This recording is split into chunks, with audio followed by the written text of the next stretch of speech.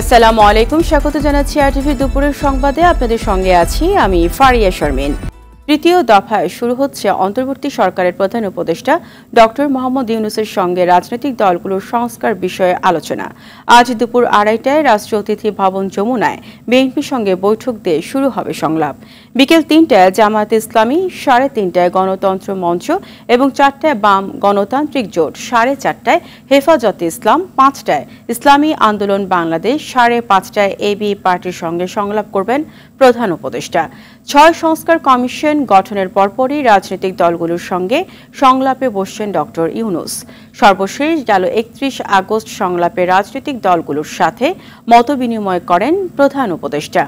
এবারের সংলাপে প্রাধান্য পাবে রাষ্ট্রীয় সংস্কার ও নির্বাচনের রোডম্যাপ ইস্যু।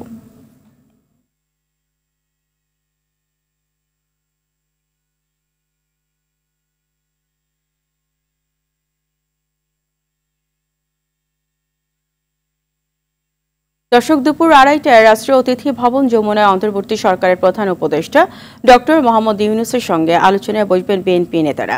সেখানে রয়েছেন সহকর্মী আশিকুল আলম। তার কাছ থেকে জেনে নেব সর্বশেষ পরিস্থিতি। আশিক, প্রধান উপদেষ্টার সঙ্গে বৈঠকে বিএনপির নেতারা কে কে উপস্থিত থাকবেন, এছাড়া আলোচনায় কোন কোন বিষয়গুলো প্রাধান্য পাবে জানাবেন। ফারিয়া, ধন্যবাদ আপনাকে। আপনি জেনে থাকবেন, আপনি যেমনটা বলছিলেন যে প্রধান উপদেষ্টার সঙ্গে যে বিএনপির যে বৈঠক সেটা 2:30টা নাগাদ শুরু হবার কথা রয়েছে। আমরা যেটুকু জেনেছি যে এখনও পর্যন্ত কিন্তু বিএনপির কোনো শীর্ষ নেতা প্রধান উপদেষ্টার যমুনাতে এসে এখনও উপস্থিত হননি। এবং আমার জানা মতে যেটুকু আমরা জেনেছি কিছুক্ষণ আগেই বিএনপির একজন নেতার সাথে আমার কথা হয়েছিল, তিনি যেমনটা বলছিলেন যে 6 সদস্যের একটি প্রতিনিধি দল প্রধান উপদেষ্টার সঙ্গে বৈঠকে বসতে পারেন, এমনটি কিন্তু তিনি আভাস দিয়েছেন। এবং সেখানে দেশের সার্বিক পরিস্থিতি নিয়ে আলোচনা হবে, যেখানে আইনশৃঙ্খলা পরিস্থিতি এবং নির্বাচন এবং এখনকার সময়ে যে দেশের যে সার্বিক পরিস্থিতি সেগুলো নিয়ে আলোচনা হতে পারে, এরকমটা তিনি ইঙ্গিত দিয়েছেন। তবে কিছুক্ষণ আগে মির্জা ফখরুল ইসলাম আলমগীর রাজধানীর ইঞ্জিনিয়ারিং ইনস্টিটিউশনে একটি শিক্ষক সমাবেশের একটি আলোচনা সভায় সেখানে তিনি একটি ইঙ্গিত দিয়েছেন যে ডক্টর ইউনূসের সরকারকে তারা এটুকু সময় দিতে চান, যে যৌক্তিক সময়টা এরকম যে নির্বাচনের পরিবেশ তৈরি হওয়া যতক্ষণ না পর্যন্ত না হয় সেই সময় পর্যন্ত সেটুকু সময় তারা দিতে চান, এমন একটি ইঙ্গিত কিন্তু বিএনপি মহাসচিব দিয়েছেন। সে পাশাপাশি আরেকটি বিষয় তিনি বলেছেন যে রাষ্ট্রের সংস্কারের ক্ষেত্রে যে কমিটি গঠন করা হয়েছে তাদের সংস্কারের ক্ষেত্রে যে ধরনের কার্যক্রম পরিচালনা করার জন্য যে সময় দরকার সেটিও কিন্তু তিনি উল্লেখ করেছেন। তো সবকিছু মিলিয়ে আসলে ফারিয়া আমরা বলতে পারি যে এই আজকের যে বৈঠক, সে বৈঠকের পরবর্তী সময়ে আসলে বিএনপির পক্ষ থেকে যে বক্তব্য দেওয়া হবে সেটিকে আসলে সুস্পষ্টভাবে ধরে নেওয়া হবে যে আসলে কি নিয়ে তারা প্রধান উপদেষ্টার সঙ্গে আলোচনা করেছেন। ফারিয়া, এই ছিল আমার কাছে রাজধানীর প্রধান উপদেষ্টার কার্যালয় যমুনা থেকে এখনকার মতো খবর। আপনাকে ধন্যবাদ। আবারও 111-এর মতো -2 ফর্মুলা দেখতে চায় না বিএনপি। রাজধানীর ইঞ্জিনিয়ার্স ইনস্টিটিউটে শিক্ষক সমাবেশে কথা বলেন বিএনপি মহাসচিব মির্জা ফখরুল ইসলাম আলমগীর। জানান, রাজনীতিকরণের রাজনীতি বিশ্বাস করে না তার দল, মৌলবাদ নয়, গণতান্ত্রিক রাষ্ট্র বিনির্মাণ করতে চায় বিএনপি। অন্তর্বর্তীকালীন সরকারের প্রতি পূর্ণ সমর্থন রয়েছে জানিয়ে মির্জা ফখরুল বলেন, নির্বাচন আয়োজনে তাদের যৌক্তিক সময় দিতে চান। নানা চক্রান্তের বেড়া জালে শিক্ষা ব্যবস্থাকে আওয়ামী লীগ ধ্বংস করেছে বলেও মন্তব্য করেন মির্জা ফখরুল। যে দলটি কিছুদিন আগে দাবি করেছে যে তারা গণতন্ত্রের সবচেয়ে বড় পুরোধা, তাদের কারণে দেশে স্বাধীনতা এসেছিল 1971 সালে, তাদের কারণে দেশে গণতন্ত্র এসেছে, তারা গণতন্ত্রের কথা বলত। সেই দলটির কারণে 2 বার এই গণতন্ত্র নিহত হয়েছে। 1975 সালে স্বাধীনতার পরে, আরেকবার হয়েছে 2012 সালের পরে, যখন কেয়ারটেকার গভর্নমেন্টকে ধ্বংস করা। দীর্ঘ জুলুম, নির্যাতন ও শাহাদাতের পথ পরিক্রমায় জামায়াতে ইসলামী গণমানুষের প্রাণপ্রিয় কাফেলায় পরিণত হয়েছে বলে মন্তব্য করেছেন জামায়াতে ইসলামের কেন্দ্রীয় নির্বাহী পরিষদ সদস্য ও ঢাকা মহানগরী উত্তরের আমির মোহাম্মদ সেলিম উদ্দিন। রাজধানীর মোহাম্মদপুরের একটি মিলনায়তনে বাংলাদেশ জামায়াতে ইসলামী মোহাম্মদপুর মধ্য থানা আয়োজিত বিশিষ্ট ব্যক্তিদের সাথে মতবিনিময় সভায় তিনি এসব কথা বলেন। ছাত্র জনতার যুগপৎ বিপ্লবে দেশে স্বৈরাচারী ও ফ্যাসিবাদী শাসনের অবসান ঘটে ইতিবাচক পরিবেশ ফিরে এসেছে বলেও মন্তব্য করেন সেলিম উদ্দিন। এই নতুন বিপ্লবকে বাংলাদেশ জামায়াতে ইসলামী ঢাকা বিশিষ্ট ব্যক্তিজনকে নিয়ে গণ অভ্যুত্থানের 2 মাস পূর্ণ হলো আজ। এই সময়ের মধ্যে জুলাই হত্যাকাণ্ডের বিচার, শহীদ পরিবার পুনর্বাসন ও আহতদের চিকিৎসা, আইন শৃঙ্খলা পরিস্থিতির উন্নয়ন এবং দ্রব্যমূল্যের ঊর্ধ্বগতি নিয়ন্ত্রণে কোনো কার্যকর পদক্ষেপ মেলেনি বলে অভিযোগ করেছে জাতীয় নাগরিক কমিটি।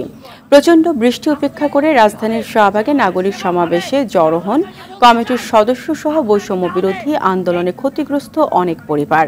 2 মাস পেরিয়ে গেলেও বৈষম্য বিরোধী আন্দোলনে নেতৃত্ব দেওয়া সমন্বয়করা তাদের কোনো খোঁজ খবর না নেয়ার হতাশা প্রকাশ করেন। 19 জুলাইয়ের পর থেকে এ পর্যন্ত সার্জিস আলম, নাহিদ আলম এরা যারা আছে আজ পর্যন্ত এই শহীদ পরিবার তাকে যে বলল না যে আপনারা কেমন আছেন। খুবই সন্দেহ যে আমরা ন্যায় বিচার পাবো কিনা বা কবে পাবো বা এই বিচার থেকে দিতে পারছি কিনা। আগের সরকারগুলো ভারতের সাথে যে নতজনের রীতিতে ছিল, এই সরকার গণ অভ্যুত্থানের সরকার, এই সরকার কোনোভাবেই ভারতের সাথে নতজনের রীতিতে থাকতে পারে না। এই সরকারকে অবশ্যই ভারত দিল্লির যে রীতি আছে সেই নীতির সাথে চোখে চোখ রেখে কথা বলার মতো সাহস রাখতে হবে। আমরা দ্রুত সরকারের কাছে আবেদন জানাচ্ছি, বেকারদের পেটে লাথি মারবেন না। যারা প্রান্তিক জনগোষ্ঠীর মানুষ রয়েছে তাদের পেটে লাথি মারবেন না। যদি তাদের পেটে লাথি মারা হয় তাহলে আবার তারা পঙ্গপালের ন্যায় মাঠের মধ্যে নেমে এসে আপনাদেরকে এই সহসংচিত জবাব দেবে। গণ অভ্যুত্থানের বিজয় গাথায় সোনালী অধ্যায় পাঠ্যপুস্তকে অন্তর্ভুক্ত করতে একটি কারিগরি কমিটি গঠন করার কথা জানিয়েছেন শিক্ষা উপদেষ্টা ওয়াহিদউদ্দিন মাহমুদ। দ্রুত পাঠ্যপুস্তক প্রণয়ন করায় 2025 সালের বইয়ে কিছু ভুল ত্রুটি থাকবে বলেও জানান তিনি। তরুণ প্রজন্ম বর্তমানে ছাত্র রাজনীতির নামে চরম অপরাজনীতির সাথে যুক্ত বলেও মনে করেন তিনি। তাদেরকে সুস্থ ধারার মানবিক রাজনীতি করার আহ্বান জানান উপদেষ্টা। মাইদুর রহমান রুবেল জানাচ্ছেন বাকিটা। বিশ্ব শিক্ষক দিবস উপলক্ষে সকালে রাজধানীর ওসমানী স্মৃতি মিলনায়তনে এ আলোচনা সভার আয়োজন করে শিক্ষা মন্ত্রণালয়। এ সময় বক্তারা বলেন, বাংলাদেশে শিক্ষা এবং স্বাস্থ্য খাতে বাজেটে বরাদ্দ সবচেয়ে কম। এই বৈষম্য দূর করতে না পারলে শিক্ষার মান বাড়ানো সহজ হবে না। সরকারের বিভিন্ন খাতে অপচয় দুর্নীতি কমানো গেলে শিক্ষা খাতে বরাদ্দ বাড়ানো সম্ভব বলে মনে করেন বক্তারা। তিনি যখন শিক্ষা উপদেষ্টা ওয়াহিদউদ্দিন মাহমুদ বলেন, যে কোনো বিশ্বমানের বিশ্ববিদ্যালয়ে ছাত্র শিক্ষকদের জন্য কিছু আচরণবিধি থাকে। বাংলাদেশেও তেমন আচরণবিধি তৈরি করা সম্ভব বলে আশা ব্যক্ত করেন তিনি। শিক্ষা প্রতিষ্ঠানে অপরাজনীতি বন্ধ প্রয়োজন বলেও মনে করেন এই উপদেষ্টা। একটা সমস্যা হলো যে এখনকার তরুণ প্রজন্ম ছাত্র রাজনীতির নামে চরম অপরাজনীতি, দুর্বৃত্তায়ন এবং দখলদারির ছাত্র রাজনীতির সঙ্গেই শুধু পরিচিত। নতুন বছরের প্রথম দিনে বই তুলে দেওয়ার বাধ্যবাধকতা থাকায় মাত্র 2-3 সপ্তাহ পাঠ্যপুস্তক পরিমার্জনের কাজ হয়েছে, ফলে ভুল ত্রুটি থাকতে পারে বলেও মনে করেন এই উপদেষ্টা। ছাত্র জনতার অভ্যুত্থানের প্রেক্ষাপটে স্কুলের পাঠ্য বইগুলোতে নতুন দেশ গড়ার একটা প্রত্যয় প্রতিফলিত হওয়া তো অবশ্যই দরকার। কিন্তু আগামী শিক্ষাবর্ষে স্কুলের ছেলে মেয়েদের হাতে নতুন বই তুলে দেওয়ার বাধ্যবাধকতার কারণে মাত্র 2-3 সপ্তাহের মধ্যে পাঠ্যপুস্তকের পরিমার্জন করতে হয়েছে। তাতে হয়তো কিছু ভুলভ্রান্তি থেকে যাবে। আশা করি সকল মহলের এবং শিক্ষাবিদদের পরামর্শে শিক্ষাক্রমের ধারাবাহিকতা রক্ষা করে পরবর্তীতে আরও সংস্কার সম্ভব হবে। অপরিকল্পিতভাবে দেশজুড়ে বিশ্ববিদ্যালয়ে বাড়লেও শিক্ষার মান বাড়েনি বলে মনে করেন বিশেষজ্ঞরা। ফলে বিশ্ববিদ্যালয়ে বাড়লেও বাড়েনি কর্মসংস্থান। মাইদুর রহমান রুবেল, আরটিভি, ঢাকা। ডিবিতে আর কোনো আয়নাঘর থাকবে না বলে আশ্বাস দিয়েছেন ডিএমপির অতিরিক্ত কমিশনার রেজাউল করিম মল্লিক। তিনি বলেন, ডিবিকে সাধারণ মানুষের আস্থার জায়গায় নিতে কাজ করবেন। স্বচ্ছতার সাথে সব মামলা তদন্ত করা হবে। সকালে ডিএমপি মিডিয়া সেন্টারে মিট দ্য প্রেস অনুষ্ঠানে এসব কথা বলেন অতিরিক্ত কমিশনার। ইকবাল অনিকের সহায়তায় শাকিলা করিমের রিপোর্ট। 5 আগস্ট সরকার পতনের পর ঢাকা মহানগর পুলিশ সহ সারা দেশে শতাধিক কর্মকর্তাকে বদলি ও চাকরিচ্যুত করা হয়। আইন শৃঙ্খলা রক্ষার দায়িত্ব দেয়া হয় নতুনদের।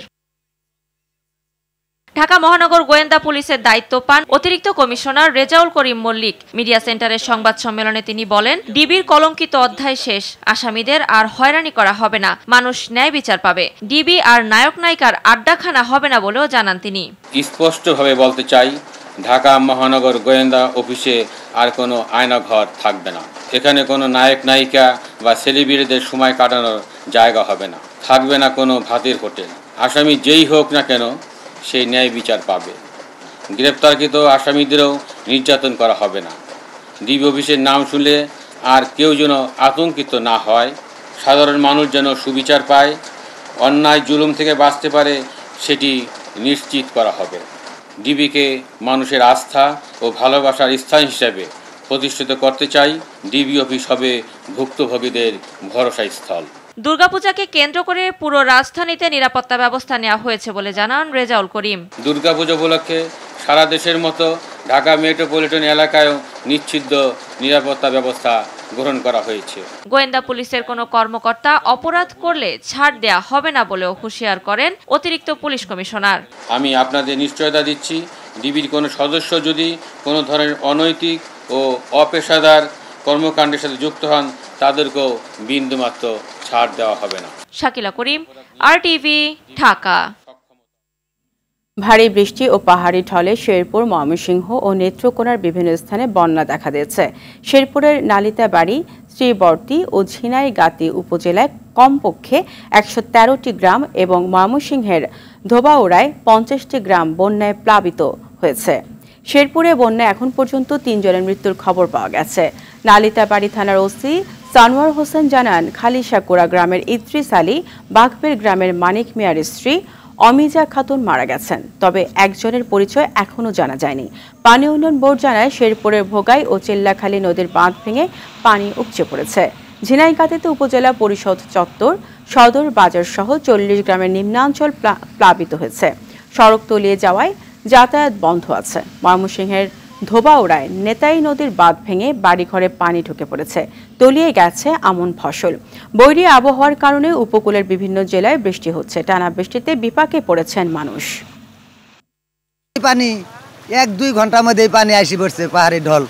এরকম পানি আমাদের এই অঞ্চলের জীবনে দেখি নাই। যা ছিল আপনার চোখের উপরে উড়াইছি, চোখের উপরে পানি উড়াইছি, ঠিক আছে।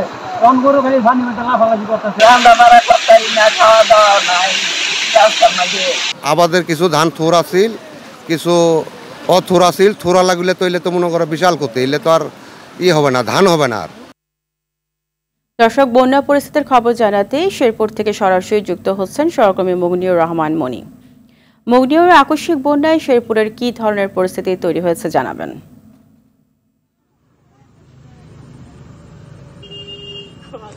ফারিয়া, গত দুদিন থেকে অবিরাম ভারী বর্ষণ এবং উজান থেকে নেমে আসা, ভারতের মেঘালয়ের উজান থেকে নেমে আসা পাহাড়ি ঢলে শেরপুরের বন্যা পরিস্থিতির অবনতি হয়েছে। শেরপুর জেলার 3টি উপজেলা সীমান্তবর্তী শ্রীবর্দী, ঝিনাইগাতি এবং নালিতাবাড়ির বন্যা পরিস্থিতির অবনতি হয়েছে। বন্যার কারণে কাঁচা ঘরবাড়ি ধসে পড়েছে, গাছপালা উপড়ে পড়েছে এবং সহস্রাধিক মাছ চাষের বা পুকুর এবং ঘের, যে মাছ চাষের যে ঘের রয়েছে সেগুলো পাহাড়ি ঢলের বন্যার পানিতে তলিয়ে গেছে, যে কারণে প্রায় 1 কোটিরও বেশি টাকার ক্ষতি হয়েছে বলে মৎস্য চাষিরা জানিয়েছেন। ফারিয়া, আমাদের কাছে একটি খবর রয়েছে যে পার্শ্ববর্তী মেঘালয়ের তুরা রাজ্যে গতকালকেও এবং রাতে প্রচুর বৃষ্টিপাত হয়েছে, যে কারণে উজান থেকে আমাদের নিম্নগামী এই অঞ্চলে পাহাড়ি এলাকায় পাহাড়ি ঢল অনবরত নামছে এবং সেই পাহাড়ি ঢলে নালিতাবাড়ির চেল্লাখালী নদীতে সেই ঢলের পানিতে ভেসে আসা লাকড়ি সংগ্রহ করতে গিয়ে ইতিমধ্যেই কিন্তু 3 জন পানির তুরে ভেসে গিয়ে মারা গিয়েছে। তো আর জেলা প্রশাসনের সঙ্গে এবং উপজেলা প্রশাসনের সঙ্গে আমাদের কথা হয়েছে, তারা এখন পর্যন্ত ত্রাণ বিতরণ শুরু করেননি, তবে খুব শীঘ্রই তারা ত্রাণ বিতরণ করবেন। আর এদিকে জেলা কৃষি সম্প্রসারণ অধিদপ্তর জানিয়েছেন যে বৃষ্টিপাত যদি কমে গেলে 2-3 দিনের মধ্যে যদি বৃষ্টিপাত কমে যায় তাহলে এই পানি দ্রুত নেমে যাবে। এবং আপনাকে ধন্যবাদ। শরতের শেষ দিকে এসেও যেন বিদায় নিতে চাইছে না বর্ষা। সক্রিয় মৌসুমী বায়ুর প্রভাবে সারা দেশেই অব্যাহত রয়েছে বৃষ্টিপাত। বুধবার সন্ধ্যা থেকে শুরু হওয়া বৃষ্টি শুক্রবার সারাদিন ঝরার পর শনিবারও ভোর থেকে চলছে অবিরাম বৃষ্টি। ঢাকাসহ 5 বিভাগে ভারী থেকে অতি ভারী বৃষ্টির আভাস দিয়েছে আবহাওয়া অধিদপ্তর। একই সঙ্গে চট্টগ্রাম বিভাগের পাহাড়ি এলাকায় ভূমিধস হতে পারে বলেও জানিয়েছে সংস্থাটি।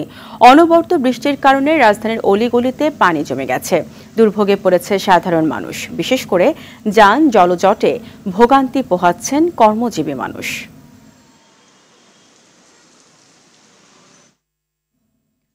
প্রতিদিনই বাড়ছে ডেঙ্গুর চোখরাঙানি, বাড়ছে আক্রান্ত আর মৃতের সংখ্যা। স্বাস্থ্য অধিদপ্তরের তথ্য বলছে চলতি বছরের 4 অক্টোবর পর্যন্ত মোট ডেঙ্গু আক্রান্ত হয়েছে 34,438 জন এবং মৃত্যুবরণ করেছে 177 জন। সাধারণত গ্রীষ্মকালে ডেঙ্গু রোগের মৌসুম হলেও জলবায়ু পরিবর্তনের ফলে বর্তমানে বছর জুড়েই ডেঙ্গু রোগের প্রকোপ দেখা যাচ্ছে। বিশেষজ্ঞরা বলছেন এবছর থেমে থেমে বৃষ্টি ও উচ্চ আর্দ্রতা ডেঙ্গু ভাইরাসের বাহক এডিস মশার প্রজননের জন্য উপযোগী। এমন আবহাওয়া মশাকে ভাইরাস ছড়ানোর প্রবণতাও বাড়িয়ে দেয়।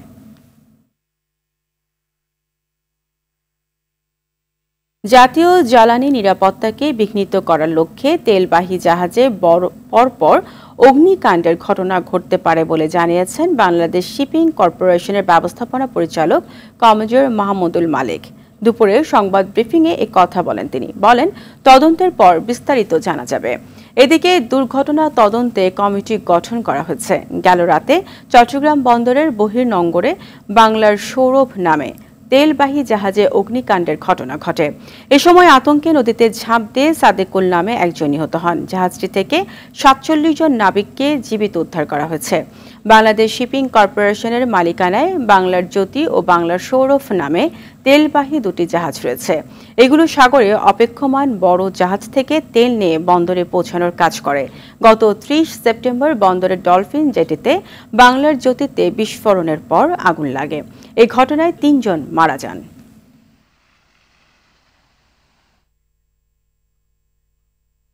সাবেক রাষ্ট্রপতি অধ্যাপক AQM বদরুদ্দোজা চৌধুরী আর নেই। ইন্না লিল্লাহি ওয়া ইন্না ইলাইহি রাজিউন। গেল রাত 3:30টার দিকে উত্তরার মহিলা মেডিকেল কলেজ অ্যান্ড হাসপাতালে চিকিৎসাধীন অবস্থায় তিনি ইন্তেকাল করেছেন। কাল মরদেহ নেওয়া হবে মুন্সিগঞ্জে। জানাজা শেষে সেখানে পারিবারিক কবরস্থানে তাকে দাফন করা হবে। আরও জানাচ্ছেন রফিকুল ইসলাম। বেশ কিছুদিন ধরে ইসকেমিক হার্ট ডিজিজে ভুগছিলেন প্রবীণ রাজনীতিবিদ বদরুদ্দোজা চৌধুরী। ফুসফুসের সংক্রমণ হওয়ায় গত 2 অক্টোবর ভোরে বারিধারার বাসা থেকে তাকে হাসপাতালে ভর্তি করা হয়।